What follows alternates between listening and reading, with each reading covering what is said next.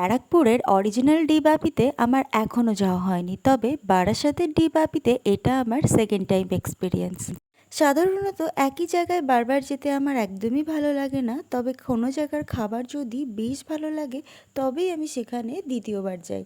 প্রথমবার যখন এদের বিরিয়ানি নিয়েছিলাম পার্সেল করে নিয়ে গেছিলাম, আর এবার ওদের ডাইনিং এরিয়াতে বিরিয়ানি এক্সপিরিয়েন্স করলাম।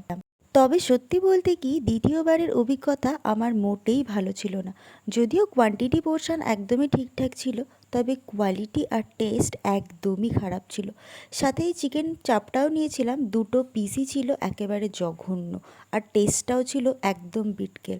350 টাকা দিয়ে একটা বিরিয়ানি কেনার পর যখন তুমি দেখো যে এই রকম সাইজের একটা মাটন আর এই চামচের সাইজের একটা আলু তোমাকে সার্ভ করা হয়েছে, এটা কিন্তু সত্যিই ডিসঅ্যাপয়েন্টিং।